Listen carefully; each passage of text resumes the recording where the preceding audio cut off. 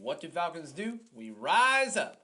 Welcome to RiseUpReactions, the show we talk all things Falcons, NFL, Georgia sports, and in general, the sports news of the day. I'm your host, Dr. Lee Denning, the Golden Hard Dog and a lifelong sportsman, and I'm coming back to you today. I have finished all of my division predictions. Please go back and watch all of those. If you have a certain team to cheer for, feel free to watch my talk on that division. Most of us are going to be Falcons fans, so go back and watch my NFC South division talk. It is fun for us. But today I'm going to do a almost brief recap and a run through what I think is going to happen in the playoffs based on my predictions. Not based on what's actually going to end up happening, but the way too early version of a prediction for the playoffs. And just to recap, the way I had this finishing out, when I looked back through all of my notes, through all my videos, and I came up with how everybody finished, going back to the NFC, I have it as follows. The number one seed in the NFC is the Detroit Lions at 12-5, with the Eagles very close behind, also at 12-5, losing a direct tiebreaker with them.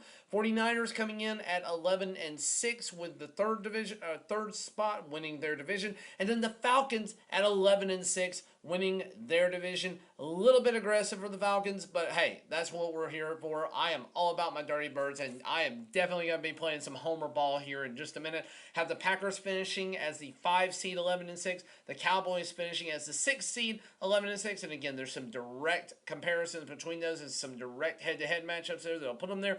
And then the Rams winning out at 9-8 for the last wild card spot with a handful of other teams. So that's how the NFC shakes out.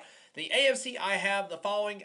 Again, I don't feel good about this at all. When I look back and think about what I was doing here, the Jets have one of the easiest schedules in the NFL. And if Aaron Rodgers is healthy and if he is back to form, there's a world where I see them doing really well. And I did have them going 12-5, again, because of their record. They have the easiest schedule out there. And they could have finished should have finished at least 3 games better with more competent quarterback play last year. Maybe 4 or 5 games better last year with better quarterback play. So I think they are a team that's on the rise. They just were a quarterback away, and if they stay healthy, they should get there.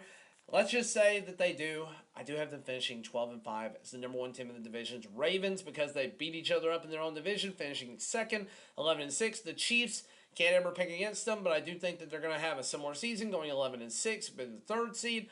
The Texans getting the 4th seed at 10-7, and then you have the Bengals at 11-6 coming in at the 5th seed. The Dolphins 11-6 coming in at the 6th seed, and the Colts coming in at 10-7 for the final wild card spot. And the reason that they beat out the Browns, if you go back and watch all my talks on these divisions, the Browns I have going probably 3-3 or 2-4 in their division. And I have the Colts going 4-2 in their division. And the second tiebreaker is your division record. If you don't play each other head-to-head, it's division record. They don't play each other head-to-head. So it's going to have to go to that. So that's how I ultimately end up seeing it. So Jets, Ravens, Chiefs, Texans, Bengals, Dolphins, Colts.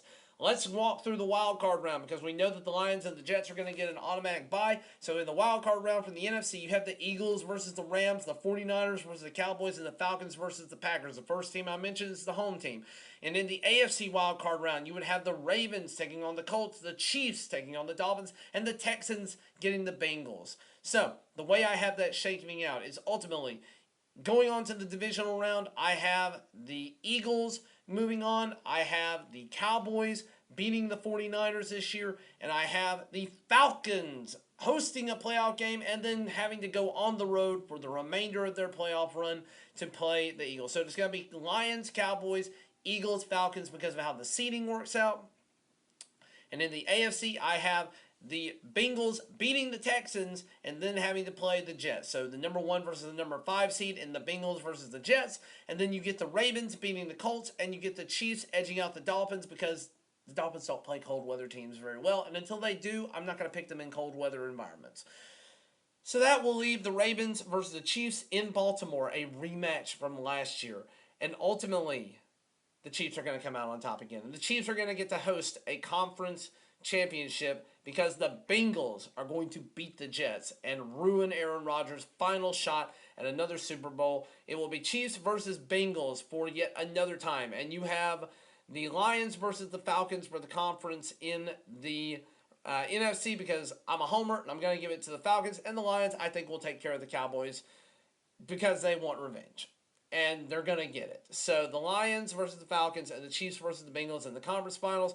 This is where the homerism falls off. I'm going to pick the Lions to go to the Super Bowl over the Falcons. I don't know that it'll be particularly close. I don't know that it's ever going to get there. I'm definitely being a homer for this one.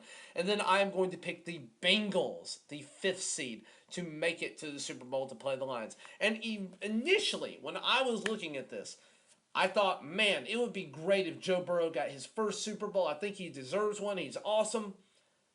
But, man, there is not a team that is more deserving of a Super Bowl, given all of the pain, all of the misery, so many years of #1 overall picks, so many years of top 5 picks. There's not a team that is more deserving and more fun to watch right now and more fun to cheer for than the Detroit Lions. Detroit, this is your year.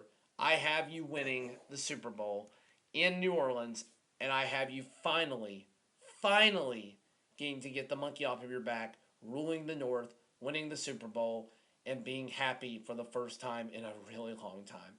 That's all I got for you guys. So I have the Lions winning the Super Bowl this year. I have the Falcons making a deep run, which is probably not going to happen, but we can dream, right? I think the AFC is much more realistic other than possibly the Jets. That one could be a really way off thing. I did go to Cherokee recently and made some bets based on my predictions for how I think everybody's going to finish. The divisions that I did not touch were the AFC North, and I did not touch the AFC East either because I have no idea. Both of those could go either way. Thank you for watching, liking, sharing, and subscribing. I have no idea what I'm going to make videos on for the next, 2 months.